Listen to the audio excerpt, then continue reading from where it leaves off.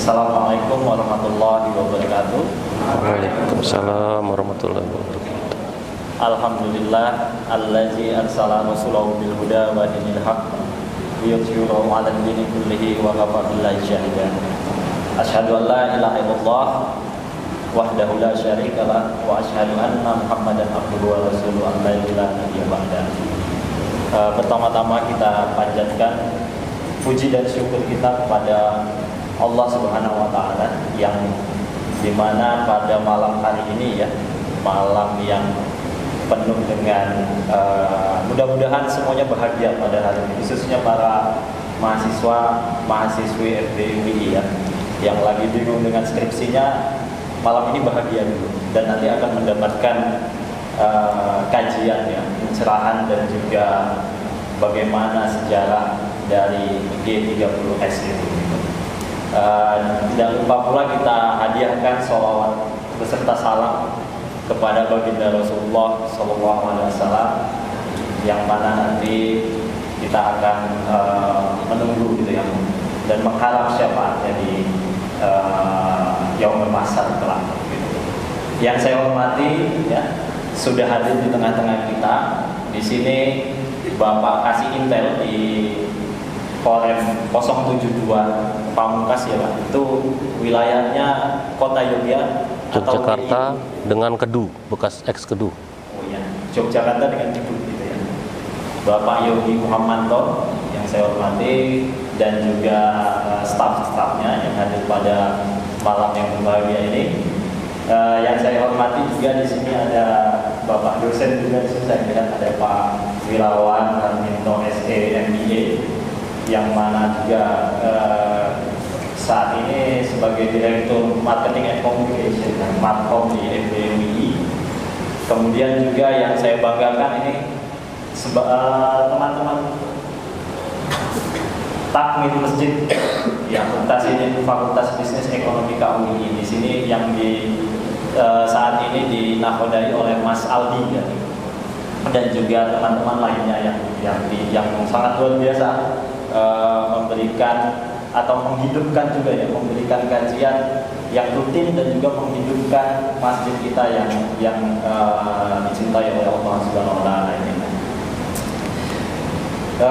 Malam ini ya, mohon maaf juga saya menyampaikan pesan ya dari Pak Dekan begitu, karena beliau juga saat ini sedang ada kegiatan yang mana selain saat ini ada kuliah magister akuntansi sebagai dosen karena kuliahnya malam, dan juga menyiapkan untuk rapat kerja Fakultas Bisnis Ekonomika yang kita lagi dilaksanakan, sehingga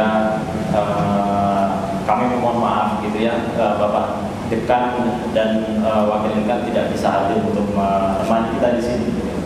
Tapi itu bukan suatu hal yang mengecewakan ya, tapi ini malah menjadikan kita mahasiswa khususnya dan mahasiswi tetap semangat dalam menuntut ilmu ya, mencari sesuatu hal yang baru. Apalagi malam ini adalah ya malam Jumat juga ya, malam Jumat yang penuh dengan sesuatu yang berkahnya itu sangat luar biasa gitu. Nanti kita akan mendengar bersama-sama gitu ya pemaparan dari Bapak Yogi mengenai bagaimana nanti ada ya kisah G30S dulu, yang mana tadi teman kita moderator ini menjelaskan di awal, mengintroduksi bahwasannya ada 6 jenderal dan seorang perwira gitu ya, yang tewas saat itu dan dikubur di Lubang Buaya, Jakarta Timur ya, di Jakarta Timur, dan sekarang itu jadi monumen. Dan kalau kita main-main di Jakarta Timur itu ada monumen Lubang Buaya Pak. Ya, betul. Nah ini untuk mempersingkat waktu ya, jadi saya mewakili Fakultas Bisnis dan Ekonomika UI, selamat mendengarkan kajian ya, selamat mentolakul ilmi pada malam hari ini. Semoga semuanya berkah, berjalan dengan lancar ya. Terima kasih juga nih kepada Bapak Kasih Intel dan jajaran dari Korem 072 Pamungkas yang sudah berkenan hadir pada malam yang berbahagia ini. Mohon maaf lahir batin. Billahi taufiq wal hidayah. Assalamualaikum warahmatullahi wabarakatuh. Ya. Oh, saya Kolonel Infanteri Yogi Muhamanto. Saya lahir di Palembang, besar di Pekanbaru, kemudian nyari kerja di Padang, dapat pendidikan pekerjaan di Magelang, kemudian penempatan pertama di Bandung, selanjutnya Jakarta, Aceh, Papua, akhirnya sampai kemari. Jadi cukup banyak makan asam garam di Indonesia ini. Kita lanjut masuk ke dalam materi. Saya buat judulnya pengkhianatan G30 SPKI. PKI ini, oh gitu. Jadi nggak enak saya, Pak. Ini kita ini aja ya, nggak usah terlalu formil. Saya nyampaikan nanti nggak usah kaku-kaku. Kalian juga ke saya juga jangan terlalu kaku-kaku. Silakan kita dikomunikasikan lah. Kalau memang ini pengkajian, kita pahami bersama-sama. Saya senang dengan adik-adik mahasiswa masih ada yang mau untuk melihat ke kondisi komunis ini. PKI ini tadinya adalah Partai Komunis Indonesia. Mereka sejajar dengan partai yang lain, makanya dia disebut pengkhianatan.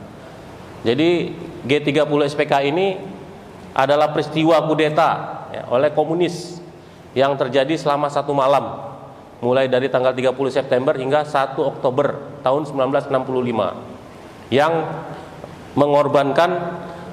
mengakibatkan gugurnya 6 orang jenderal serta 1 orang perwira pertama. Kalau di TV kita lihat, yang jenazahnya dimasukkan ke dalam lubang buaya. Selama ini mungkin yang kita ketahui lubang buaya ada di Jakarta Timur. Lanjut.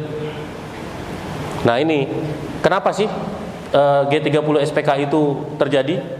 Nah, ini tujuannya ini, menghancurkan NKRI dan menjadikannya sebagai negara komunis. Kita udah tahu semua. Kalau ada pertanyaan, mau nggak negara Indonesia ini dirubah menjadi negara komunis, tetapi kalian masih seperti ini, pakai baju yang sama, digaji yang sama, pekerjaan yang sama, gajinya malah ditambah. Nah, kalau ada seperti itu, yang mengatakan itu langsung dijawab tidak mau, karena akan merubah ideologi kita.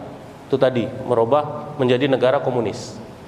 Kemudian tujuan lainnya menyingkirkan TNI AD dan merebut kekuasaan pemerintahan. Karena yang kita ketahui ada dua elemen masyarakat yang menolak adanya komunis. Yang pertama TNI AD, yang kedua ulama.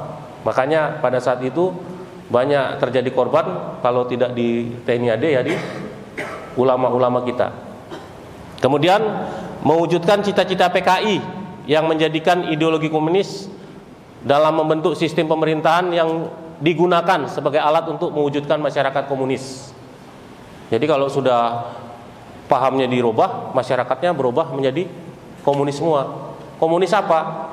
Ya mungkin sudah diajari lah oleh guru-guru yang ada di sekolahnya, mulai dari SMP mungkin ya, SMP sampai dengan sekarang ini. Yang keempat, mengganti ideologi Pancasila menjadi ideologi komunis. Sama juga ideologi itu yang saya sebutkan dari pertama tadi. Kalau ada yang bertanya, tetap seperti ini, malah ditambah gajinya, namun Indonesia mungkin dirubah jadi Indochina. Nah, nggak ada perubahan satupun, kamu tetap kuliah, boleh naik motor segala macamnya, malah kamu dikasih duit. Nah, jawabannya tetap tidak. Jangan sampai ideologi kita berubah. Ketika ideologi kita berubah, generasi berikutnya generasi yang hancur. Kemudian yang kelima, kudeta yang dilakukan kepada Presiden Soekarno. Karena Presiden Soekarno waktu itu tidak tegas dalam memimpin negara pada saat itu dianggap oleh mereka. Lanjut. Nah, ini faktor-faktor terjadinya G30 SPKI. Yang pertama, dominasi ideologi Nasakom, nasional, agama, nasionalisme, agama, komunis. Kira-kira mulai kelihatan nggak di Indonesia sekarang nih? Ada Nasakom ini. Ada kelompok nasional, nasionalismenya kuat. Ada yang agamanya kuat. Ada yang komunisnya juga kuat. Bergabung jadi satu dalam memimpin negara ini. Nah, mudah-mudahan di Indonesia tidak ada seperti ini sekarang. Pemberlakuan ideologi Nasakom justru menjadi jalan bagi PKI dalam upayanya mengganti ideologi Pancasila menjadi komunis. Ya, dengan Nasakom tadi dia memasukkan paham-paham yang bersifat ya komunis tadi. Kalau dulu kan ada partai komunis, ada partai agama, ada juga partai-partai yang lain ada juga. Kalau tidak salah waktu itu TNI juga masih berdiri lah sebagai salah satu unsur di parlemen. Kemudian kedua, pertentangan antara PKI dengan TNI. Ini gara-gara adanya pembentukan angkatan kelima yang diinisiasi oleh PKI. Jadi PKI ini menyarankan kepada pemerintah ada angkatan kelima selain angkatan perang TNI tadi. Jadi angkatan kelima ini memberikan senjata kepada petani untuk suatu saat bisa dulu waktu itu ada Ganyang Malaysia ya. Nah, gunanya untuk seperti itu. Tapi TNI tidak setuju karena dengan adanya TNI ini sudah siap, sudah kuat. Dan TNI mencurigai adanya angkatan kelima ini akan digunakan untuk hal-hal yang lain. Kemudian ketiga, kesehatan Presiden Soekarno. Jadi pada saat itu Presiden Soekarno dikabarkan sakit keras. Yang keempat, kondisi ekonomi Indonesia. Pada saat itu memang hampir ya seluruh dunia kondisinya nggak bagus, termasuk Indonesia. Kita mengalami inflasi. Inflasinya itu sampai berapa? 650%. Kemudian keterlibatan Amerika Serikat. Nah, ini sekarang ini juga lagi marak-maraknya nih di berita Amerika Serikat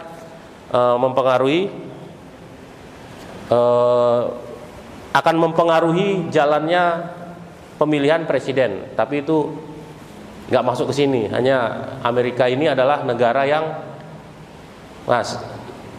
diberikan contoh seperti ini. Indonesia ini seperti sapi perah. Sapi perah itu sapinya jangan sampai sakit. Kalau sakit susunya nggak bisa diambil. Tapi jangan sampai terlalu kuat. Kalau terlalu kuat dia akan menendang yang memeras susu tadi. Makanya Indonesia seperti sapi perah. Indonesia ini sangat dibutuhkan oleh negara Amerika, Cina dan Rusia. Nah, salah satunya adalah keterlibatan Amerika tadi. Lanjut. Nah, ini yang disebutkan tadi 6 pati. Pak Ahmad Yani, Pak Suprapto, Pak Haryono, Pak S. Parman, Pak Donald Ishak Panjaitan, Pak Sutoyo, dan satu Pama Pierre Tendian. Terus beberapa yang lainnya ada Brigpol Karel Satswit Tubun, Kolonel Katamso, dan Letkol Sugiono. Ini di Yogyakarta. Lanjut. Nah, kemarin pada saat saya menerima berita tentang pengkajian ini, saya diminta untuk menceritakan tentang ini yang terjadi di Jogja. Jadi selama ini kita tahu hanya 6 jenderal dan 1 Pama yang menjadi korban keganasan PKI di Jakarta. Ternyata di Yogyakarta ini ada juga. Kalau adik-adik nanti mau melihat, itu lubang buayanya ada di Batalion 403. Museum Pancasila namanya. Jadi di situ di pojokan Batalion 403 yang dekat Kaliurang ya, mengarah ke Kaliurang sana, itu ada suatu bangunan. Saya juga baru tahu setelah pindah kemari. Ternyata itu lubang buaya. Lubang buayanya ini Pak Katamso dengan Pak Sugiono. Jadi ini juga saya ceritakan sedikit. Berawal mula dari RRI Semarang menyebarkan berita tentang adanya Dewan Revolusi, ya, Dewan Revolusi di Jawa Tengah yang dipimpin oleh Kolonel Sahirman. Nah, mendengar berita tersebut, Pak Katamso ini pingin mencari tahu, benar nggak sih di Jawa Tengah ini sudah ada Dewan Revolusi. Kemudian diperintahkanlah Kapten Bambang Setiadi ini untuk ke Semarang mencari informasi ke Kodam, ya itu. Kemudian Pak Katamso menuju Magelang karena pada saat itu ada rapat yang dipimpin oleh Panglima Kodam tentang hal Dewan Revolusi ini. Namun pada saat Pak Katamso ini berangkat ke Magelang, dia sudah diikuti oleh PKI tadi. Jadi begitu saya baca ini nih, ngeri ternyata. Kalau tentara sudah dimasuki paham sesuatu paham yang sifatnya bahaya, itu cepat sekali dia untuk menghilangkan paham lain yang tidak diinginkannya. Ini contohnya nih. Jadi anggota Korem itu sudah disusupi PKI sehingga pimpinannya sendiri pun berniat untuk dibunuh oleh mereka. Lanjut. Nah, setelah kembali dari Magelang, itu Pak Katamso itu menerima tamu 2 orang, ya, atas nama Mayor Sutomo dan Yon C, Klaten, dan Kapten Rahmat, piket garnizon. Ya, dulu rumdisnya itu di Jalan Sudirman, di dekat museum apa itu ya? Saya lupa namanya museumnya tuh. Dulu tuh kantor Korem, museum yang dekat Gramedia kalau nggak salah ya. Nah, itu kantor Korem dulunya. Nah, sebelumnya sekitar jam 15, kejadian ini antara jam 16 sampai jam 17. Nah, jam 15-an itu datang jeep, ya, dan truk masuk ke rumah dinasnya Danrem tadi, Pak Katamso tadi. Kemudian memaksa Kolonel Katamso untuk ikut, diculik lah. Pada saat itu Pak Katamso udah berpakaian preman, artinya sudah nggak pakai dinas lagi. Nah, karena kasarnya tadi anggota tersebut ke Pak Danrem, Mayor Sutomo tadi marah, menegur, "Woi, jangan kayak gitu, ini Danrem." Nah, tapi malah ditodong senjata oleh PKI tadi, oleh pasukan tadi, pasukan yang di mobil jeep tadi. Nah, jam 16.30-an Pak Katamso dibawa ke kompleks Batalion L di Jalan Kaliurang, Kentungan, Sleman, yang sekarang itu Batalion 403. Tahu ya, adik-adik ya? 403. Lanjut. Nih. Nah, saat kejadian ini ada beberapa versi ya, ada beberapa versi yang menyampaikan bahwasannya kasih-kasih Korem itu terlibat dalam membunuh Danremnya. Tapi ada versi lain yang menyatakan bahwasannya kasih-kasih Korem itu sebenarnya sedang menunggu perintah dari Bapak Danrem terkait dengan Pak Danrem tadi ke Magelang. Namun begitu ke kantor, ke rumah dinasnya Danrem udah nggak ada, udah dibawa oleh PKI tadi ke Batalion 403. Nah, kemudian Pak Sugiono pun waktu itu kok tidak melihat Danrem di kantor, dicarilah sama Pak Sugiono ini, kan, dicari. Terus didengar informasi, ternyata Danrem ada di Kentungan. Nah, Pak Sugiono wakilnya, kepala stafnya, pingin mencari juga. Terus Pak Sugiono ini bersiaplah berangkat ke sana. Karena Pak Sugiono tadi persiapan, nyarilah sopir. Nah, ternyata sopirnya sudah diganti dengan sopir yang sudah dipengaruhi oleh PKI tadi, dan menyampaikan ke Pak Sugiono sopirnya yang lama sakit. Akhirnya walaupun curiga, Pak Sugiono tetap berangkat ke Kentungan tadi. Nah, di Batalion L tadi sudah dipersiapkan rencana untuk menghabisi Kolonel Katamso dan Letkol Sugiono. Nah, ini yang saya sampaikan tadi. Kalau tentara disusupi sesuatu cepat sekali, karena organisasi yang paling cepat melakukan aksi itu adalah TNI. Sebagai contoh, Kalau ada bencana di sini yang paling di depan siapa? Pasti TNI. Nah, karena mereka memang organisasi yang sudah terbentuk dan sudah punya jalur komando yang pasti. Nah, sehingga seperti inilah tadi dipersiapkan rencana menghabisi Kolonel Katamso dan Sugiono, diatur oleh anggota Batalion L itu yang sekarang Yonif 403. Itu siapa yang mau melakukannya nanti? Itu Peltu Sumardi dan Pelda Kamil. Peltu itu masih berpangkat bintara, ya. Kalau saya kolonel, di bawah kolonel letkol, di bawah letkol itu mayor, di bawah mayor itu ada kapten, letu, kemudian letda, di bawah letda itu ada peltu, pelda. Nah, segitu jaraknya, tapi sudah punya paham komunis yang boleh dikatakan sangat jahanam lah. Dan eksekutornya itu Sertu Aliptoyo. Ini ada juga nih di Google, kalau nyari ada. Dan untuk menghilangkan jejak mereka sudah membuat lubang.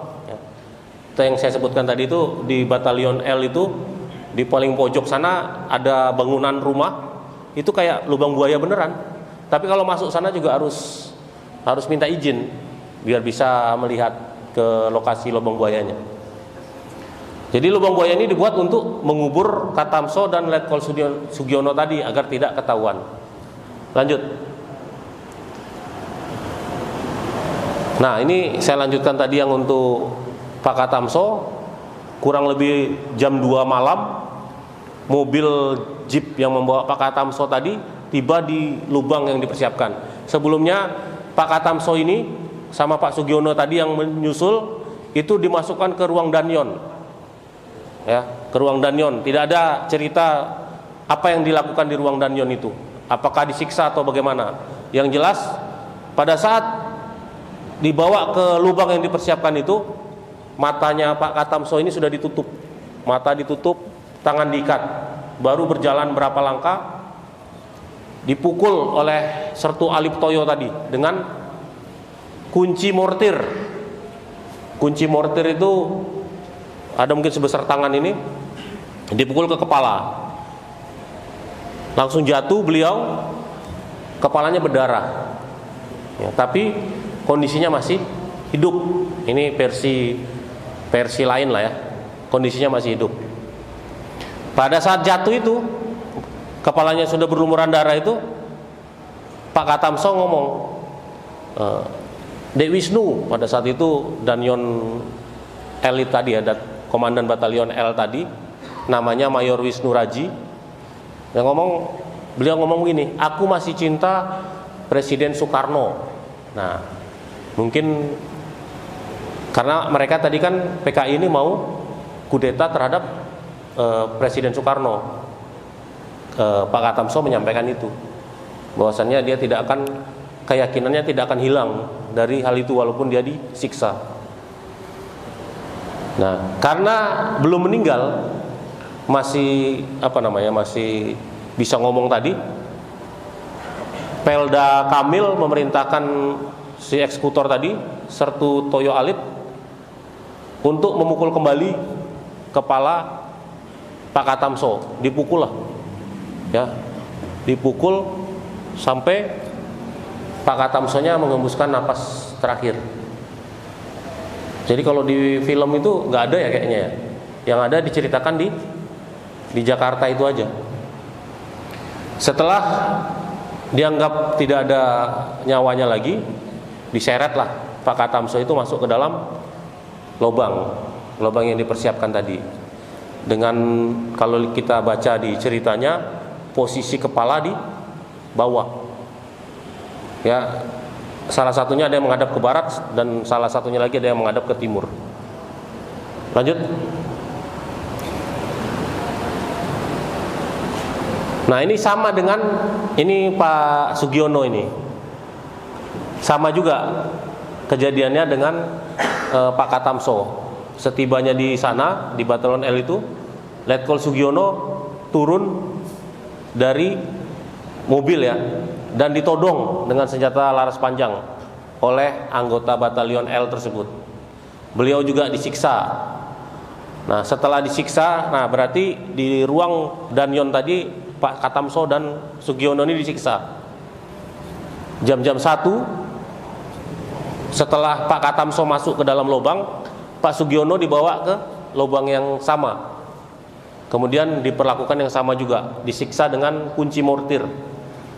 Ya, dan akhirnya ya masuk juga ke dalam lubang itu. Ada versi lain menyebutkan kedua mayat ini pada saat dimasukkan ke lubang buaya itu belum meninggal, masih mendengkur, masih ya seperti orang meninggal lah, seperti orang yang akan meninggal. Karena belum meninggal, dilempari batu besar oleh simpatisan PKI tadi, sampai mereka meninggal. Lanjut.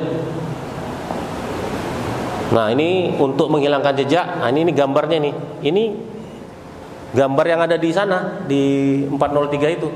Bukan yang di Jakarta ini, yang di belakangnya ini.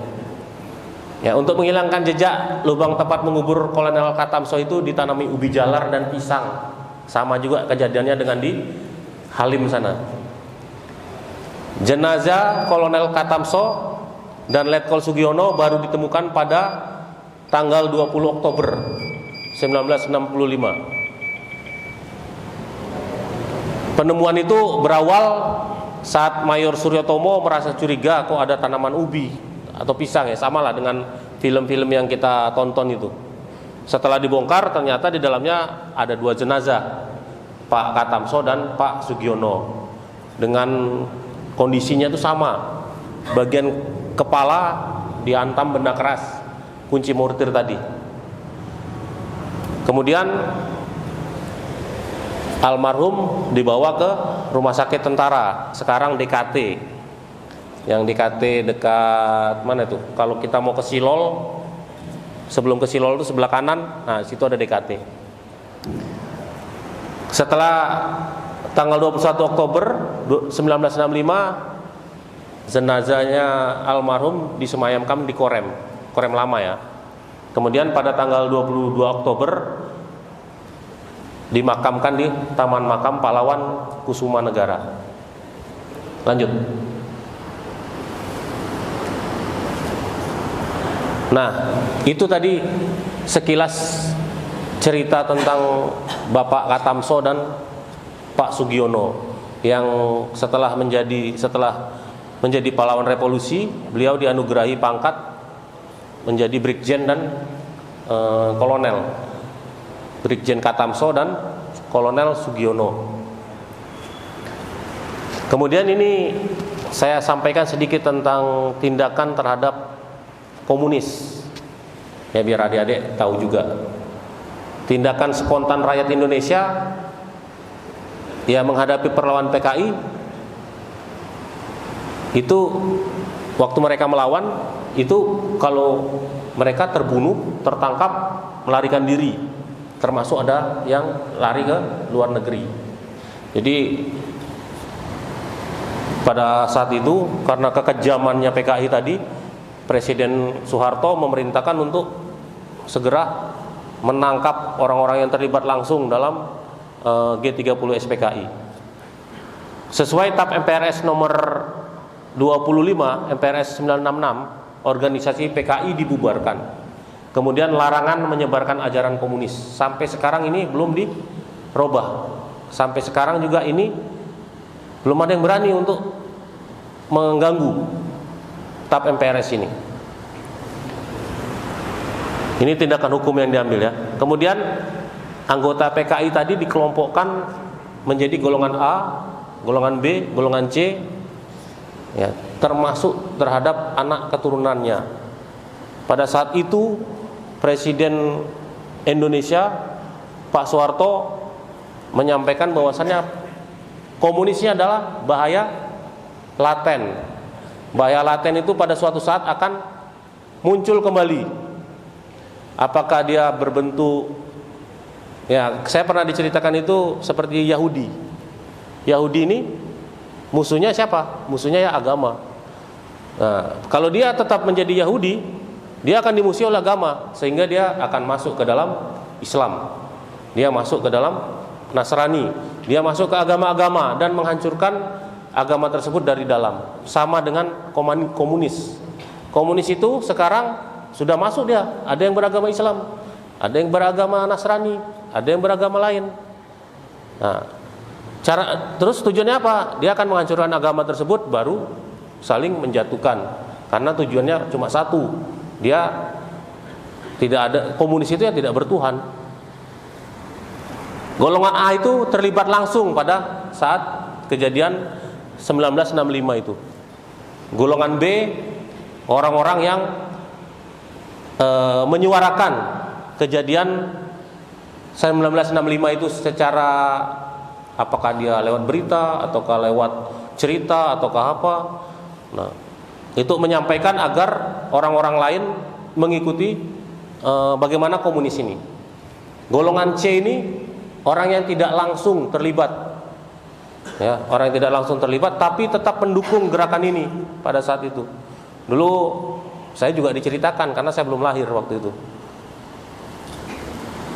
Datang ke masyarakat, disuruh dikasih duit, dikasih sembako karena ekonomi susah kan, suruh tanda tangan dia di situ. Masuk partai komunis. Nah, mungkin pemikiran pada saat itu, daripada pada suatu saat nanti terjadi pembunuhan massal terhadap ulama, tadi disampaikan oleh Bapak MC, bukan kejadian ini saja yang terjadi oleh G30 SPKI. 1948 ada juga, 55 ya ada juga. Ya itu korbannya kalau tidak ulama ya TNI. Dan pengelompokan ini sampai saat ini ada di TNI. Ini ada. Jadi seorang anggota TNI pun kalau menikah, ya kalau bisa tidak menemukan jodohnya yang di kelompok ini atau terhadap anak keturunannya. Tapi kalau tetap ketemu, ya namanya jodoh, namanya cinta. Tai kucing terasa coklat. Nah, ya dipersilakan oleh organisasi, tetapi ada hal-hal tertentu yang tidak bisa dilakukannya. Lanjut. Nah, ini saya dapat juga dari beberapa pelajaran dan penyampaian dari senior-senior. Indikasi bangkitnya komunis kembali. Mungkin sudah ada tahu juga adik-adik di sini ya, atau para dosen. Ini dalam era reformasi ini, kita ini punya kebebasan dan keterbukaan menyampaikan pendapat, berorganisasi. Ya, saya sering menyampaikan ke orang dan anggota saya sendiri, kita ini beribadah nih, tapi kita kadang tidak beretika. Apa sih ibadah? Ibadah itu hubungan kita dengan pencipta. Kalau etika, sama semuanya kita berhubungan. Nah, jarang orang yang dia beribadah dan etikanya bagus tuh jarang, kecuali mungkin Rasul ya. Tapi kalau ada orang yang mentang-mentang agamanya bagus, tapi etikanya nggak bagus. Ada agamanya bagus, pingin jadi artis. Nah, itulah era reformasi ini. Karena menyampaikan pendapat segala macam terlalu bebas. Nah, sehingga kebebasan dan keterbukaan ini harus diikat dengan kata etika tadi seharusnya. Tapi belum ada undang-undang tentang etika, itu belum ada kayaknya. Baru ada tentang kebebasan dan keterbukaan. Apa yang tentang kebebasan dan keterbukaan tadi? Ya ini. Nah, pernyataan Dita Indasari, ya kan? Kemudian benang merah antara generasi baru komunis dengan PKI. Pembentukan organisasi massa, generasi tua, generasi muda, itu sudah ada. Berjuang lewat rekonsiliasi. untuk menghapuskan dosa sejarah, gerakan silaturahmi anak-anak korban politik, kemudian temu raya ex Tapol Napol di Hotel Cempaka tahun 2002. Itu sudah ada mereka. Yang disampaikan tadi oleh Pak Soeharto bahaya laten itu muncul rupanya. Mereka merasa, oh saya ini komunis, saya ini orang yang teraniaya. Dibaliklah fakta bahwasannya yang salah itu adalah orang yang membunuh para komunis tadi. Itu yang salah, karena itu kebiadaban. Padahal sebelumnya mereka sudah membunuhi ulama-ulama kita, orang-orang agama, pendeta-pendeta segala macam sudah dibunuh, orang yang beraliran agama. Lanjut. Nah ini lagi, ini sudah tahu semua ini.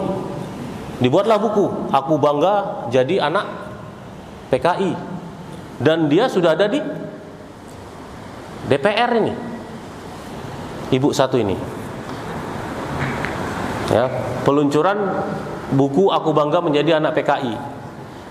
Nah, ada keinginan kembali menyebarkan paham komunis.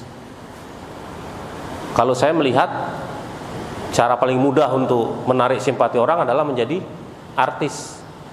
Artis itu kita nggak tahu backgroundnya apakah agamis atau komunis, siapa yang disukai, walaupun dia backgroundnya nggak bagus, kita akan ikut dia. Nah mungkin sudah ada di Indonesia ini beberapa orang yang memakai cara itu, memakai cara, oh saya akan menarik simpati dari orang ini dengan cara membuat diri saya terkenal. Nah ini tolong hati-hati juga adik-adik ini. Kemudian rapat tertutup generasi baru komunis tahun 2003, Sarasehan di Belgia tahun 2000, pengiriman buku ajaran komunis dari Jepang, pelurusan sejarah pembuatan film Shadow Play. Saya juga belum nonton ini, tapi dari pelajaran ada ini.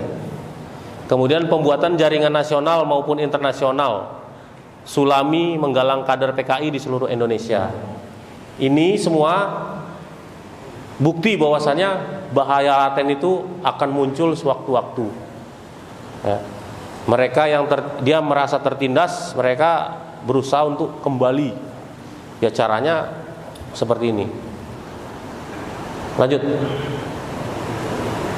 Nih beredarnya buku tentang Marxisme, ya, dijual secara bebas.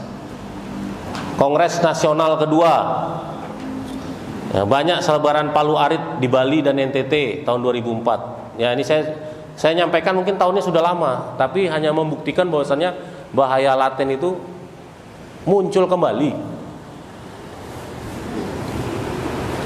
Terus berupaya untuk mencabut TAP MPRS tahun 66 serta membubarkan komando teritorial Kodam, Korem, Kodim, Koramil dan Babinsa. Kenapa mereka ingin mencabut Koter? Jadi mata telinganya TNI ini paling terdepan itu adalah di Babinsa. Babinsa ini anggotanya Koramil. Koramil ini merupakan organisasi bagian daripada Kodim. Kodim ini juga merupakan organisasi yang di bawah Korem. Ke atasnya sampai ke Kodam. Nah, jika ini dihapuskan, otomatis kejadian di masyarakat itu tidak akan diketahui oleh TNI. Karena mereka inilah yang ngelihat, oh masyarakat ini ngerjain apa ya? Oh ngerjain ini, dilaporkan. Masyarakat ini sedang ngapain? Oh ini kayaknya paham-paham yang diperbolehkan atau paham-paham yang dilarang, dilaporkan. Nah, tujuan mereka untuk menghapus Koter tadi itu. Jadi biar kegiatan mereka tidak ketahuan, biar organisasi mereka lancar yang berada di masyarakat tadi. Lanjut. Nah, strateginya apa yang selama ini terjadi? Memutar balikan fakta sejarah. Yang dia tadi sebagai pelaku, dia menyampaikan sebagai korban, ya kan, korban kekejaman kepemimpinan Pak Soeharto dalam menumpas PKI. Padahal ya mereka itu pelaku tadinya. Kemudian penyusupan ke berbagai elemen.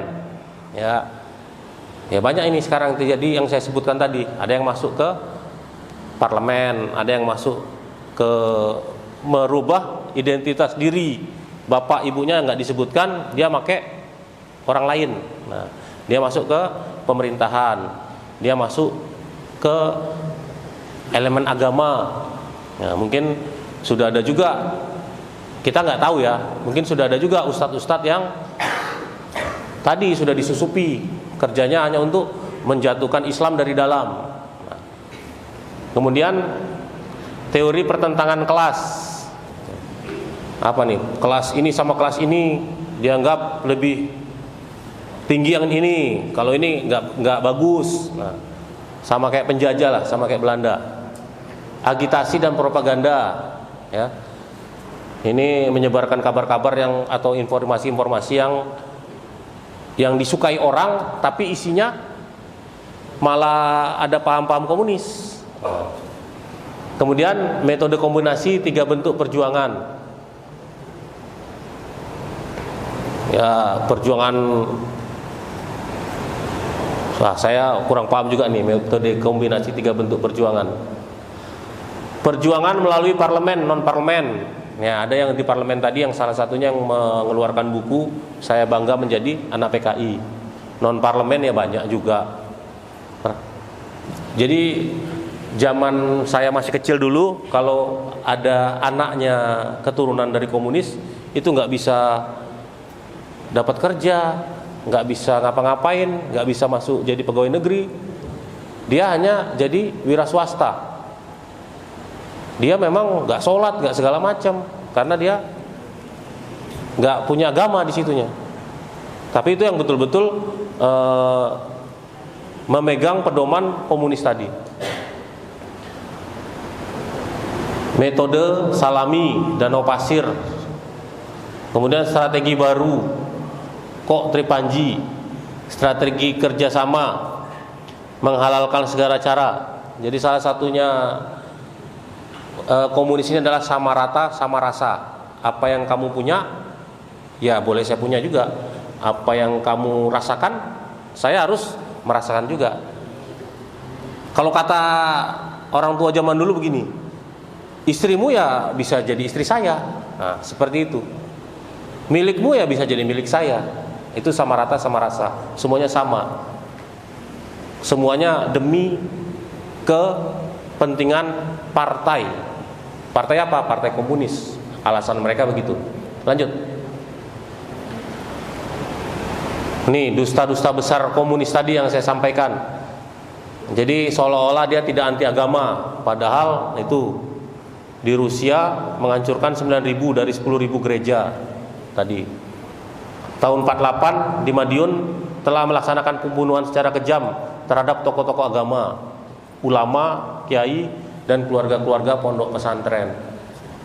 Makanya bulan September ini, bulan September, Oktober itu digalakkan ini tentang komunis tadi.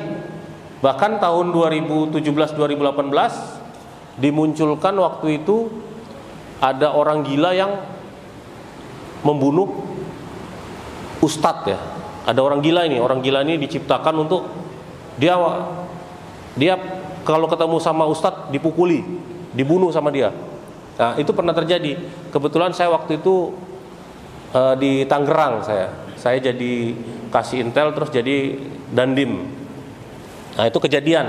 Ada orang gila, saya nggak tahu bagaimana membentuknya. Mungkin orang gila ini dipandangi foto orang yang dituju. Mungkin fotonya, misalnya nih Pak Rizky ini mau diincar oleh orang karena kurang pas dengan keinginan orang yang mengincarnya tadi. Makanya fotonya Pak Rizky ini dimunculkan atau ditunjukkan kepada orang gila tadi. Orang gila tadi sambil disiksa. Sehingga begitu wajahnya Pak Rizky yang muncul, dia akan memukul. Bagaimana caranya Pak Rizky ini tidak bisa memperlakukan atau memukul orang gila tadi. Itu kejadian. Di beberapa pesantren di Tangerang sana dimasuki oleh orang gila, sehingga pesantren tersebut membuat suatu latihan menghadapi bahaya-bahaya, salah satunya orang gila tadi. Begitu pesantren membuat latihan tadi, diberitakanlah bahwa ada pesantren yang sedang melakukan latihan militer. Nah, itu jeleknya ya di daerah sana lah ya. Padahal itu dalam mengantisipasi biar tidak ada orang gila yang ingin membunuh ustadz atau tokohnya tadi. Tapi dipolitisir, pesantren tersebut melakukan latihan ala militer, sehingga didatangilah oleh aparat, ternyata bukan, ternyata hanya hoaks saja, ternyata hanya gara-gara ini tadi, gara-gara pengaruh bulan September dan Oktober tadi. Kemudian tahun 64, sebelum meletusnya pemberontakan G30 SPKI, ini ada tontonan seni ludruk dengan lakon Mati ini Gusti Allah, ya kan? Ini orang Jawa yang tahu nih, Mati ini Gusti Allah. Kalau Pak Rizky udah tahu Pak ya. Pak Rizky katanya orang Sumatera Utara ini. Nah, jadi sudah dibuat ludruk kayak gitu, berarti kan tidak menganggap agama. Dusta ini dilakukan komunis sebagai pengelabuan terhadap rakyat Indonesia yang menganut berbagai macam agama dan mayoritas beragama Islam. Kalau kita memusuhi Islam di negara yang Islamnya besar, itu salah. Bagaimana cara menjatuhkan negara Islam yang besar? Kita masuk ke Islam, kita hancurkan dari dalam. Nah, hati-hati sama pandangan atau paham yang seperti ini tadi. Ya, bukan berarti kita saling curiga, tapi begitu ada sedikit informasi tentang kok ini nggak pas dengan ajaran persatuan, kok ini nggak pas dengan ajaran agama Islam, ya mulai sedikit-sedikit dicari tahu, diwaspadai, dilaporkan, kalau bisa dihentikan. Lanjut. Nah, ini saya bikin bukti komunis bertentangan dengan Pancasila. Kalau sila pertama kan ketuhanan yang Maha Esa. Mereka itu komunis tidak mengakui ketuhanan, yang ada hanya kebendaan. Logika dia, logis. Kemudian yang kedua, kemanusiaan adalah beradab. Komunis itu biadab. Contohnya tadi membunuh para jenderal, membunuh ustadz-ustadz, membunuh beberapa orang-orang lagi yang tidak sepaham dengan dia. Kemudian persatuan Indonesia, komunis itu tidak menghendaki persatuan, dia hanya pinginnya itu seperti penjajah, mengadu domba dengan cara membanding-bandingkan kelas. Kemudian kerakyatan yang dipimpin oleh hikmat kebijaksanaan dalam permusyawaratan perwakilan. Komunis menentang musyawarah untuk mufakat, yang ada kekuasaan partai di atas segala-galanya. Jadi partai itu nomor satu. Keadilan sosial bagi seluruh rakyat Indonesia, ini yang kelima. Ya, kekayaan negara untuk kepentingan dan kesejahteraan rakyat. Tapi bagi komunis semuanya, segala sesuatunya itu untuk kepentingan partai dengan dalih, yaitu tadi sama rata sama rasa. Kalau sudah dengar sama rata sama rasa, udah pasti komunis. Lanjut. Nah, ini terus kita sebagai komponen bangsa, apa yang harus dilakukan? Ya, meningkatkan keimanan dan ketakwaan kepada Tuhan Yang Maha Esa, kepada Allah Subhanahu wa taala, agar terhindar dari pengaruh ideologi komunis.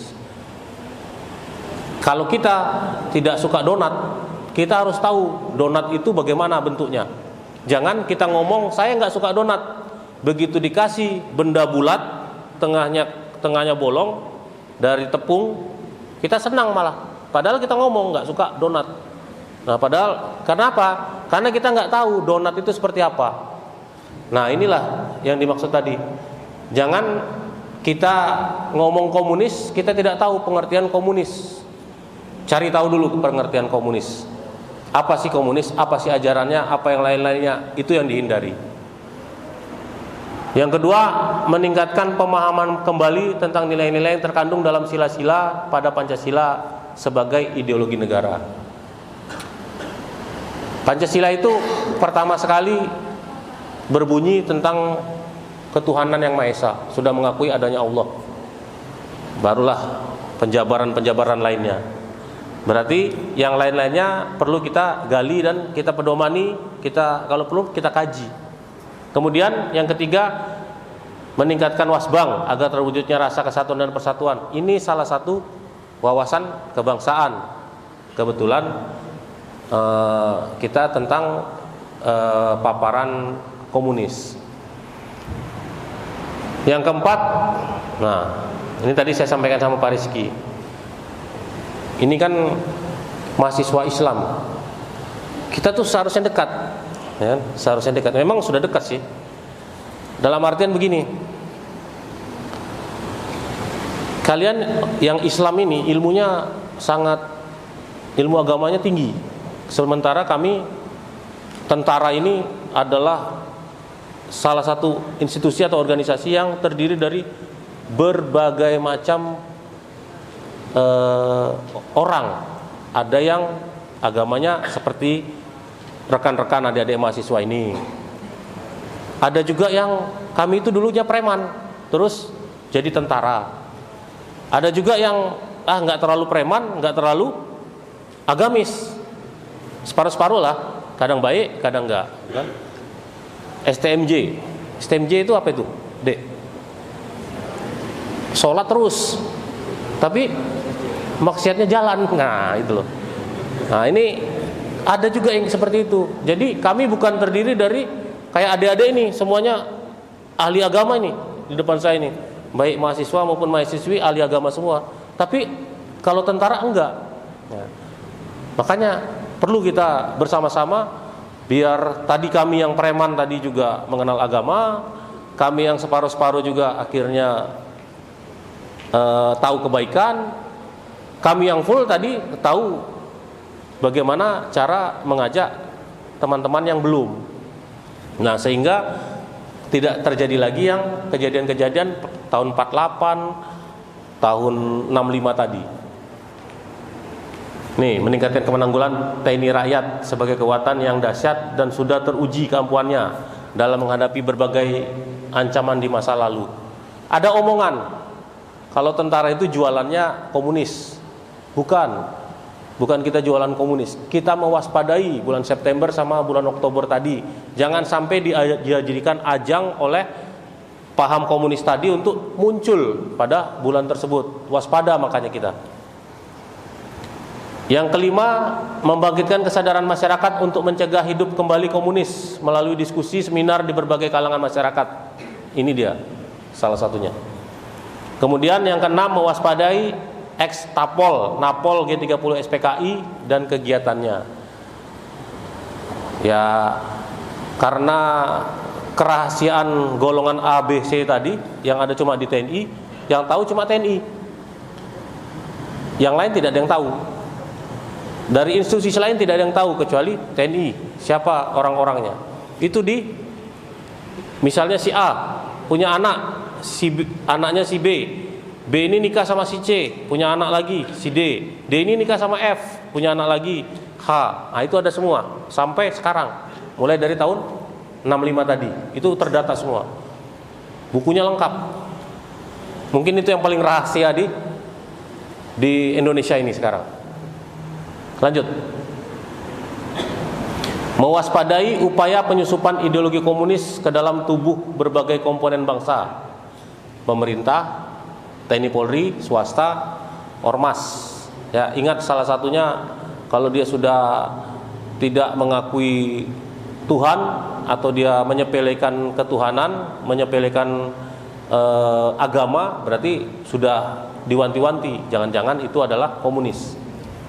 Kemudian mencantumkan kembali materi pelajaran. Nah, ini saya rasa sudah dilakukan di beberapa lembaga pendidikan. Membuat buku-buku tentang kejahatan komunis. Kalau kata siapa dulu ya? Kalau kita ingin dikenal orang, kita harus. Kalau kita ingin tahu dunia, kita harus membaca. Kalau kita ingin dikenal dunia, kita harus menulis, ya kan? Nah, menurut saya yang menulis tentang ini masih sedikit. Ya, mungkin di depan saya nanti adik-adik ini adalah yang membuat tulisan-tulisan tentang komunis tadi. Kemudian merencanakan tuntunan sesuai undang-undang yang berlaku apabila ada kelompok tertentu yang dengan sengaja dan jelas-jelas telah melanggar TAP MPR nomor 25 tahun 66 tadi. Ini saya kasih contoh, misalnya nih, di depan sana, di depan gerbang itu ada pemuda pakai baju palu arit. Apa yang dilakukan sama adik-adik inilah? Apa yang dilakukan? Ini pakai baju palu arit nih, ada gambarnya, ya kan? Padahal udah jelas TAP MPR nomor 25 tahun 66 itu menyatakan tentang paham komunis tadi nggak boleh, tapi dia pakai baju palu arit. Nah, tolong kita jangan main hakim sendiri, diambil, dipukuli, terus yang lain-lain. Sekarang zaman modern, difoto, divideokan, kita yang kena. Lebih baik laporkan ke kepolisian atau TNI yang ada di sini. Pak, tadi saya melihat ada orang pakai baju ini di sini. Mohon segera kemari untuk kalau bisa jangan sampai dia berkeliaran di sini. Jangan-jangan tujuannya lain. Nah, lebih baik seperti itu ya adik-adik ya, yang terutama yang laki-laki nih. Kalau ada yang seperti itu, kita harus cerdas. Jangan kita menjatuhkan diri sendiri. Oh, ini kan menurut TAP MPRS begini. Nah, nggak boleh. Makanya dia harus ngerti ini. Yang dimunculkan sama mereka adalah pemukulannya, bukan kalian menangkap dia pakai baju palu arit tadi, tapi pemukulan kalian ke dia, ucapan-ucapan kalian ke dia. Nah, itu yang akan dibolak-balikkan oleh mereka tadi. Jadi tolong pintar-pintar, cerdaslah dalam segala kegiatan. Kemudian ini sudah nih yang 11, melaporkan kepada aparat kepolisian apabila melihat tanda-tanda kegiatan yang berkaitan dengan ajaran atau paham komunis tadi. Ya. Laporkan aja ke aparat, jangan kita bermain tangan sendiri, jangan main hakim sendiri. Lanjut. Nah, itu beberapa penjelasan dari kegiatan yang terjadi di Jogja, penculikan terhadap 2 orang pamen ya, kolonel dan letkol pada saat itu, yang sekarang sudah brigjen dan kolonel juga. Ini selanjutnya bagaimana Pak MC? Apakah kita selesai atau memberikan ini? Tidak usah lah ya, sudah paham semula ya.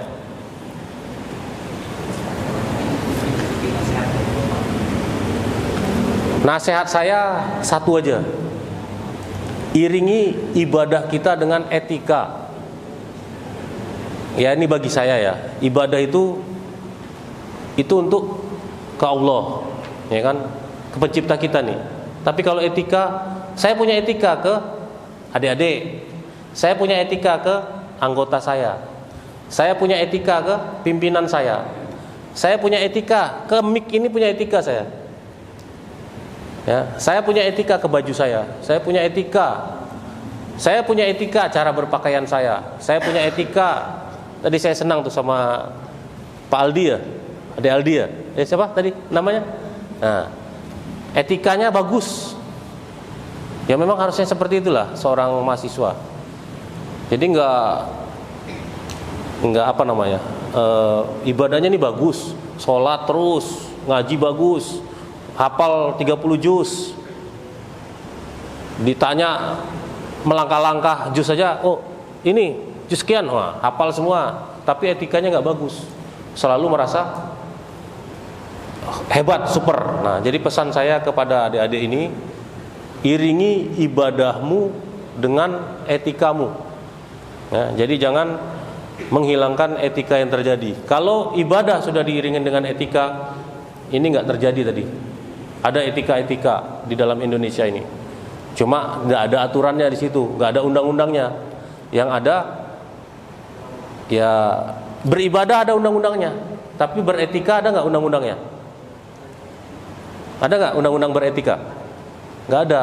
Tapi etika itulah yang menyelamatkan kita tadi. Memang ada penyampaiannya, amal ma'ruf nahi mungkar kan. Apa benar orang yang beribadah bagus dia nggak melakukan hal-hal yang keji? Benar nggak? Ada juga yang melakukan. Kenapa? Karena dia tidak beretika. Orang beretika, apakah dia ibadahnya bagus?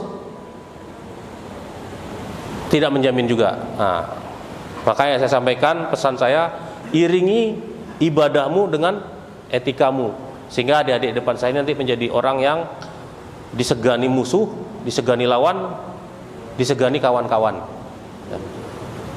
Banyak cerita Rasul, banyak cerita sahabat Rasul yang dia sendiri, ya saya pernah mendengar itu Sayyidina Ali atau siapa, begitu sudah tersungkur orang ini, Sayyidina Ali kalau tidak salah itu, dia tidak mau langsung membunuh orang tadi karena sudah tidak berdaya lagi. Nah, itulah etika yang dilakukan oleh Sayyidina Ali.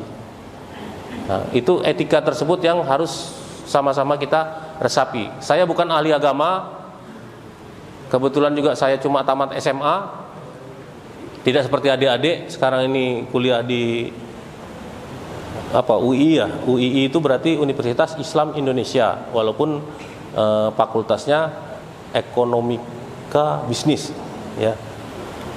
Ya, tapi berbasis agama Islam. Nah, ini tolong sekali lagi iringi ibadahmu dengan etikamu. Itu aja pesan saya. Itu dari saya. Terima kasih. Assalamualaikum warahmatullahi wabarakatuh.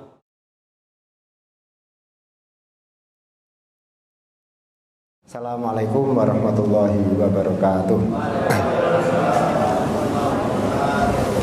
Assalamualaikum warahmatullahi wabarakatuh. Ya, alhamdulillah semangat, mungkin tahu atau ada baunya nasinya sudah siap gitu ya.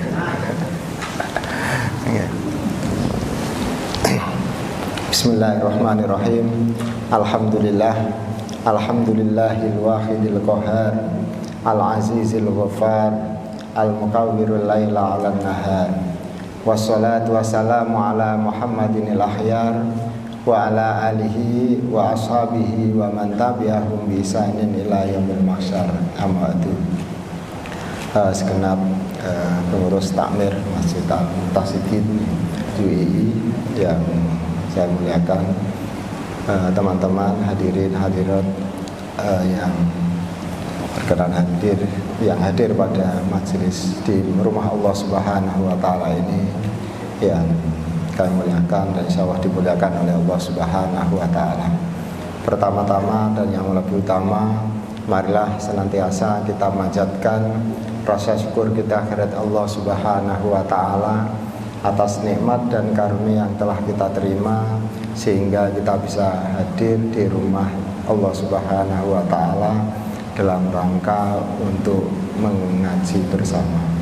Semoga Allah Subhanahu wa taala mencatat amal ibadah kita pada kehadiran kita pada malam ini sebagai amalan sholehan makbulan. Amin Allahumma amin. Salawat dan salam semoga tetap tercurahkan kepada baginda Rasulullah Muhammad sallallahu alaihi wasallam. Semoga kita semua termasuk umatnya mendapatkan syafaatnya hingga kelak masuk surga bersamanya. Amin Allahumma amin. Yang selanjutnya kami mengucapkan terima kasih sebesar-besarnya teriring jazakumullah ahsanal jazaa kepada pengurus Masjid Al-Muqtasidin yang telah memberikan kesempatan kepada saya pada forum yang mulia ini. Dan ini adalah pertama kali saya masuk ke UII dan diberikan tema yang menurut saya kemarin agak ngeri gitu ya. Dan ini juga saya menyampaikan selama ngisi pengajian atau khutbah baru pertama ini. Jadi intinya nanti kita akan mengkaji sejarah bersama. Jadi mohon untuk kita diskusikan bersama, sehingga meskipun ini saya duduk di depan ini karena situasi dan kondisi, bukan karena tadi gelar kiai. Kemarin saya nggak ngasih kiai, dikasih gelar kiai, tapi bukan dari bagian yang pernah diculik PKI. Nah, oke, teman-teman, dari para hadirin hadirat rahimakumullah. Saya diberikan tema yaitu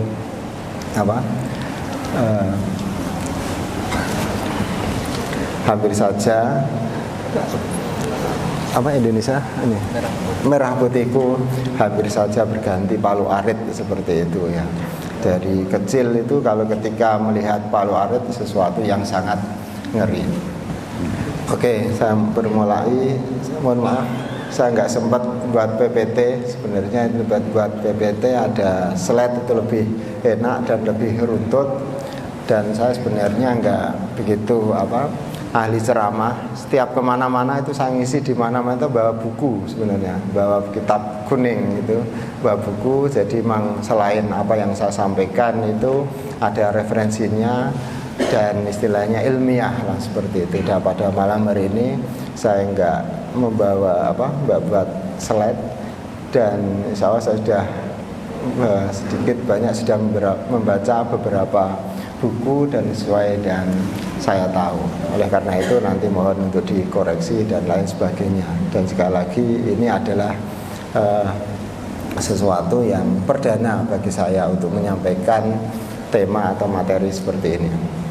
Nah, kita sepakat dan sudah tahu semua bahwa Indonesia adalah berideologi Pancasila, dan itu juga disampaikan oleh Pak Soekarno untuk kembali ke waktu menyampaikan dekret, yaitu untuk kembali ke UUD 45, yaitu Pancasila. Dan Pancasila ini kita sudah tahu semua, Pancasila adalah merupakan kesepakatan bersama untuk sebagai landasan atau lambang negara Indonesia. Namun demikian ada upaya-upaya untuk mengganti dari Pancasila tersebut. Salah satu yang kita tahu adalah Partai Komunis Indonesia atau yang PKI, atau saya membaca buku itu ada yang salah satu temanya, subtemanya adalah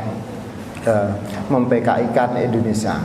Jadi PKI ini adalah salah satu Partai Komunis Indonesia. Memang waktu itu tahun tahun 50-an ya, itu ada beberapa partai, yang partai besar yang akhirnya menjadi 3 partai itu, yaitu ada PNI, terus ada NU dan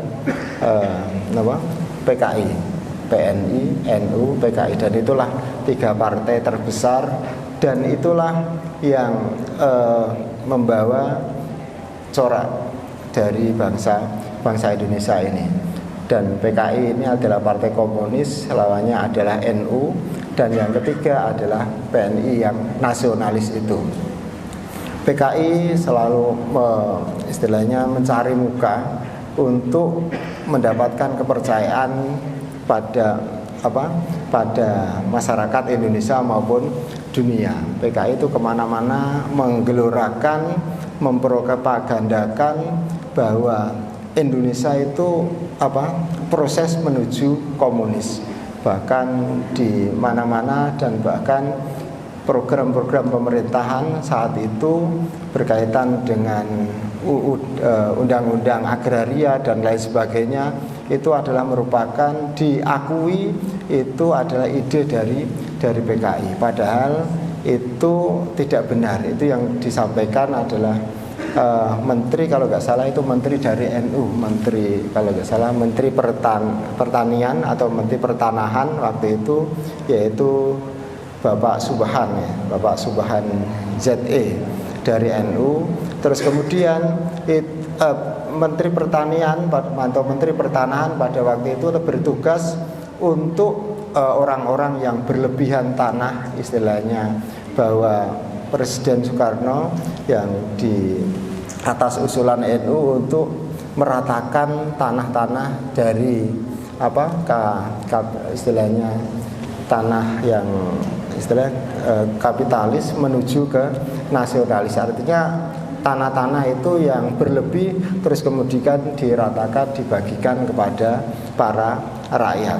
Dan ini sebenarnya bertentangan dengan apa yang dilakukan oleh komunis itu. Oleh karena itu ada seorang tokoh komunis yang terkait dengan ide ini, itu mereka sebenarnya tidak bisa berkutik. Karena apa? Ini bertentangan dengan apa yang disampaikan oleh pimpinan komunis mau dari Cina, yang pengennya bahwa semuanya adalah dikuasai oleh komunis. Jadi rakyat yang miskin biar semakin miskin. Tetapi berkaitan dengan undang-undang agraria tersebut, itu PKI melakukan apa yang oleh pemerintah, tetapi mereka melakukan sendiri, selain berjalan sendiri dengan cara merampas tanah-tanah para kiai dan lain sebagainya, kemudian diberikan kepada orang-orang yang tidak mampu. Orang-orang yang tidak mampu itu, kalau yang sudah tahu tidak mau. Karena apa?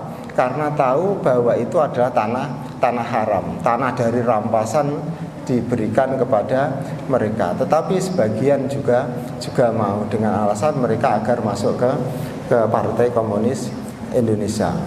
Dan PKI ini sebenarnya sudah hampir saja menguasai Indonesia, kalau tidak ya mungkin berkat persatuan kaum Islam terutama NU, dan maaf saya dari kalangan dari NU, jadi mungkin yang saya sampaikan ini banyak ke jasa NU ke Republik ini, memang dari tiga partai itu yang sangat melawan dan getol melawan PKI adalah Nahdlatul Ulama.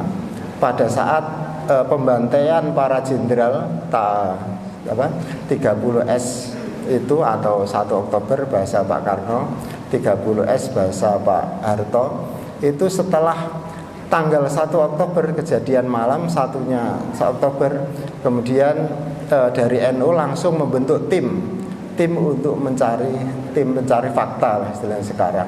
Jadi siapa dalangnya, siapa pelakunya, siapa pelaku pembantaian ini. Ternyata tidak lama kemudian, 5 hari setelah itu, tim ini berhasil mengidentifikasi, menemukan pelakunya adalah PKI. Oleh karena itu NU saat itu mengusulkan agar PKI ini dibubarkan. Namun Pak Karno agak kurang setuju dengan apa yang disampaikan oleh NU ini. Karena apa? Karena ide-ide dan lain sebagainya itu yang disampaikan oleh PKI hampir disetujui dengan Pak Karno. Tetapi apa?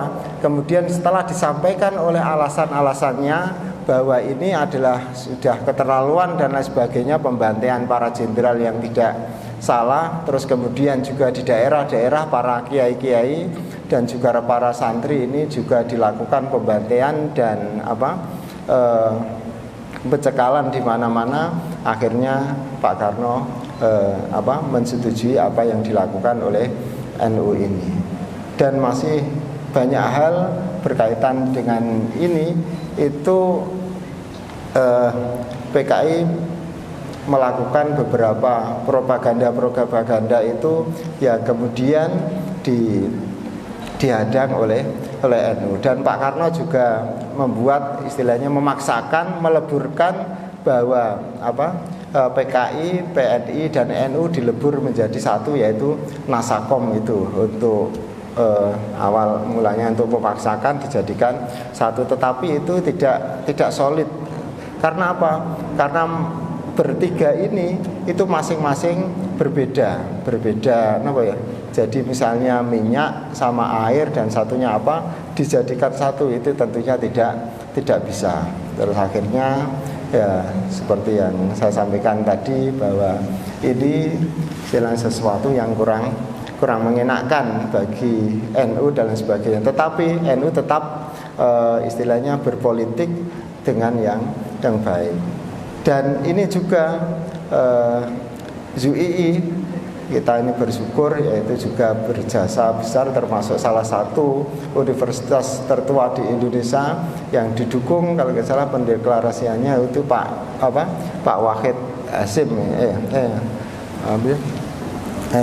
Pak Wahid Hasyim, Pak Abdul Wahid Hasyim, jadi putra Mbah Hasyim Asy'ari untuk pendirian kampus dan lain sebagainya ini. Jadi ini sangat sangat strategis sekali, dan utamanya bagi kita, terutama yang saat ini itu ya tidak mengutik-ngutik PKI dan lain sebagainya, namun apa yang perlu kita lakukan saat ini.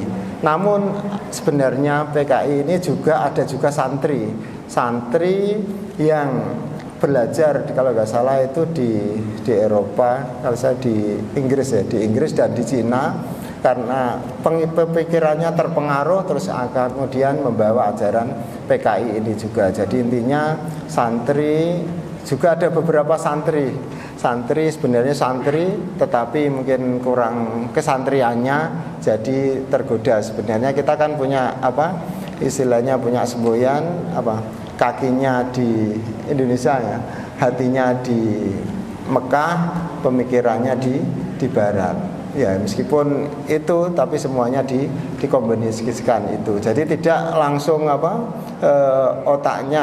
otaknya di Eropa boleh, tetapi hatinya tetap di Mekah, tapi kakinya di Indonesia. Nah itu harus kita pakai itu. Nah terkait dengan santri ini, karena santri tadi belum kuat kesantriannya, bekalnya, sehingga terpengaruh dengan apa yang menjadi sesuatu yang baru. Misalnya santri itu pengennya itu bebas, ketika nyantri mungkin dari MI, MTS, Aliyah, terus kemudian kuliah itu rasanya pakai peci itu kan sudah rasanya tidak mau. Saya itu punya beberapa teman yang dulu nyantri juga, karena apa? Kuliah terus akhirnya nggak sholat.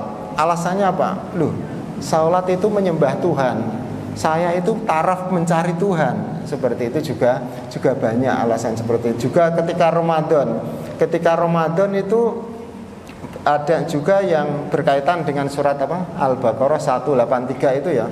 Ya ayyuhalladzina amanu kutiba alaikum. Loh, kutiba itu kan secara bahasa Arab artinya kutiba, dicatat, ditulis.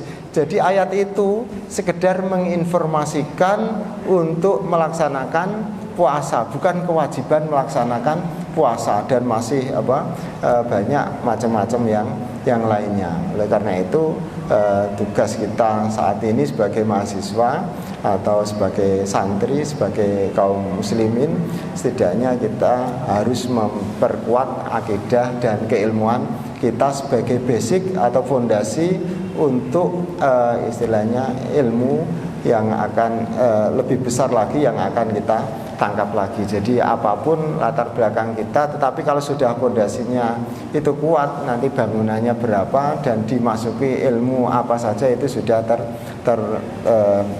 terfilter, mungkin seperti itu. Sekali lagi saya sampaikan di awal tadi, mungkin saya nggak bisa berceramah yang banyak dan macam-macam. Mungkin bila ada pertanyaan dan yang baik, malah kita nanti bisa kita sampaikan untuk pancingan, atau hal yang mungkin belum saya sampaikan bisa tersampaikan. Ya, mungkin itu. Ya. Terima kasih Bapak Haji Muhammad Al-Fadhili atas pemaparannya. Tadi beliau menyampaikan bahwasanya mungkin bisa bertanya jawab dengan beliau agar lebih membuka apa yang ingin beliau sampaikan. Itu bagi peserta yang ingin bertanya, itu silakan.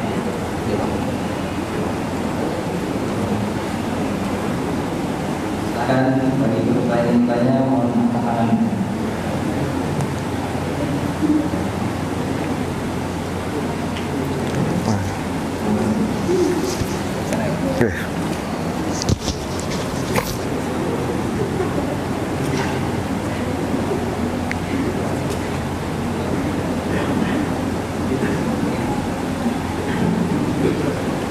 Baik, bismillahirrahmanirrahim. Sebelumnya saya bertanya Ustaz, dan sebelum bertanya saya ingin menyampaikan bingkai dari pertanyaan tersebut. Tadi Ustaz menyampaikan tentang sejarah Indonesia yang nyaris menjadi negara favorit dari perspektif agama ulama. Bahkan pemimpin pemberontakan PKI pada tahun 2005 DNAI, menurut sejarah yang pernah saya baca, AIG itu merupakan keturunan Minangkabau, yang mana Minangkabau itu orang yang sangat taat terhadap agama, dan bahkan DNAI itu sejarahnya merupakan seorang pesantren. Nama daripada ayah TNI itu Abdullah Aidin, seorang muslim, seorang majelis surah muslim Indonesia. Bahkan dari kecilnya Aidin itu merupakan seorang yang taat terhadap agama Islam. Tetapi kita tidak tahu perjalanan ke depan, mungkin karena dunia tadi Aidin tidak berjalan secara benar. Dan juga terkait NU, memang NU dari awal sudah ikut dalam perjuangan memberantas PKI, bahkan juga GP Ansor-nya itu sudah dari awal.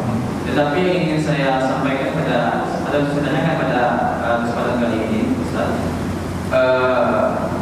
PKI itu kalau saat sekarang ini berbentuk pemikiran, karena pemikirannya itu kan kelompok, golongan.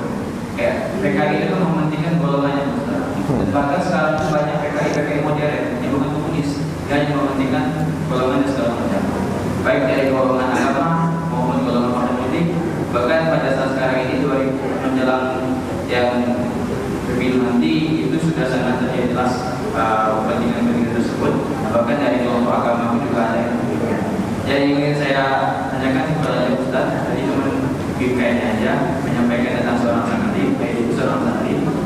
Bagaimana kami ini yang masih santri semakin memperkokoh nasionalisme kami. Kalau untuk dan infeksi dengan komunis, insya Allah kami bisa jauh lah. Tapi kan ciri-ciri komunis tadi yang mementingkan kelompok, entah kelompok agama, biru, hijau, segala macam, ataupun kelompok yang lain. Saya rasa demikian. Terima kasih.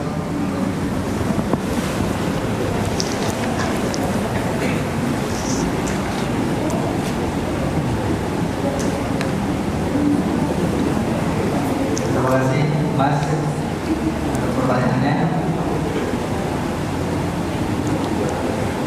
Terus, apa tadi terkait ada? Ya, terima kasih atas pertanyaannya. Ya, emang PKI ini istilahnya apa? Bermainnya itu sangat rapi dan sangat cerdik sekali. Jadi untuk tadi yang disampaikan Masnya tadi memang berlatar belakang ID dan sebagainya, itu seorang santri yang tulen dan taat dan sebagainya. Nah, ini kembali lagi terkait dengan tadi yang saya sampaikan di awal, ketika seorang santri itu ketika wawasannya melihat sesuatu yang baru, biasanya itu langsung pengen mengikuti jejak yang baru itu. Biasanya kagetan dan sebagainya. Sebenarnya kalau kita di dalam ajaran pesantren itu sebenarnya sudah disampaikan atau pegangan bahwa menjaga al-muhafadzatu al-qadimi sholih ya wal ahdu bil jadidil aslah. Jadi mempertahankan, menjaga tradisi lama yang baik dan mengambil tradisi atau sesuatu yang baru yang lebih baik. Ya, untuk mengantisipasi atau hal-hal yang berkaitan dengan ketika menjelang pemilu dan lain sebagainya, ini kita sudah bisa memfilter dengan kayaknya, tapi dengan rapi. Tadi bermainnya PKI dengan model atau bingkai-bingkai yang agak terus terang itu memang agak kesulitan kalau saya mendeteksi, kecuali ada beberapa yang memang sudah terus terang bahwa saya ini saya ini darah PKI, darah saya berketurunan PKI dan lain sebagainya, itu baru kita tahu. Saya sendiri ya untuk mendeteksi ini PKI dan lain sebagainya, saya agak kesulitan. Tetapi yang memang ajakannya yang agak berbeda, kalau memang terus terang itu baru kita ketahui. Memang untuk membedakan ini lawan dan kawan itu agak susah juga, karena motifnya itu baik, ternyata ada sesuatu embel-embel yang tidak ada sesuatu di belakangnya. Itu memang harus kita antisipasi, kita waspadai, terutama menjelang pemilu dan lain sebagainya. Mungkin itu Mas yang dapat saya sampaikan. Terima kasih atas jawabannya. Moga kalau ada atau gitu. Baik, jika masih ada yang bertanya lagi, silakan. Dari jamaah akhwat mungkin bertanya kepada Ustaz, silakan.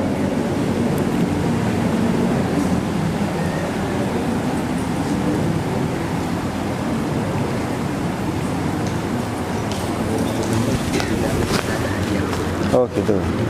Ustaz nanti silakan pilih satu kawan contoh tadi pertanyaan pada saya Gimana? tadi satu orang tadi tanya kita boleh satu lagi untuk Ustaz Diberi pertanyaan. Ustaz pilih satu orang terkasih pertanyaan Oh gitu. Kasih pertanyaan terkait tema ini.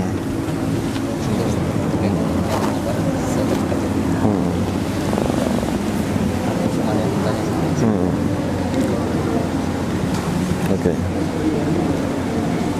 Baik, jika tidak ada yang bertanya, Ustaz yang akan bertanya. Insya Allah kita masih ada yang satu yang lagi, dan sebelumnya untuk Mas Rizky. Mas Rizky tadi nanti sekarang diklaim hadiahnya ke panitia. Insya Allah Mas dapat hadiah. Baik, untuk akhwat hadiahnya. Silakan Ustaz, boleh dipilih satu pertanyaan. Oh, yang milih saya. Ya. Ya. Mungkin yang pojok, ya. Pink, kerudung pink. Ya. Terus kita. Oh, saya kasih pertanyaan. Silakan berdiri.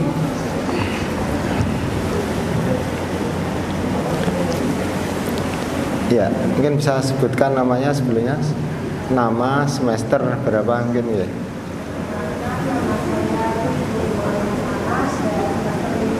Oh, semester 5. Ya, ini berkaitan dengan tema kita pada malam hari ini. Pada zaman Pak Karno itu menyebutnya dengan gestok ya. Gestok itu singkatan dari apa, Pak?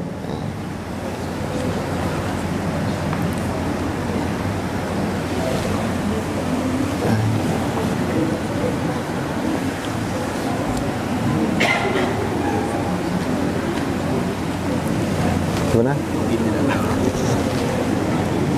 Mungkin gimana, Pak?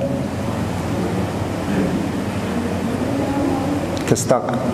Kalau kita ganti yang lain apa? Gimana? Ya, atau ganti akhwat yang lain? Iya, gerakan 1 Oktober. Betul. Ya. Nanti silakan bahannya diklaim hadiahnya ke panitia akhwat. Oke, terima kasih. Ya. Gimana? Oh, coba. Yes, Terima kasih kepada Bapak Kiai Haji Muhammad Zainul Khairi Haji Umum atas pemaparan materinya. Apa saja yang disampaikan oleh Bapak Kiai Haji, semoga kita dapat mengingatnya dan menjadikannya sebagai benteng tambahan bagi kita untuk menghindari dari pemikiran komunis yang berbahaya. Alhamdulillah telah dipaparkan dengan baik peristiwa sejarah untuk kita oleh dua materi kepada kita dan juga hikmahnya yang dapat kita petik. Semoga ini bermanfaat bagi kita dan jangan lupa untuk kita terus menambah wawasan kita seputar sejarah negeri yang kita cintai. Alhamdulillah setelah kita dengarkan dua kajian tadi, maka dengan ini kita tutup majelis. Subhanallah wa bihamdika, asyhadu an la ilaha illa anta, astaghfiruka wa atubu ilaik. Dan sebagai MC, mohon maaf apabila ada kata yang salah dan tidak menyenangkan. Saya undur diri. Wassalamualaikum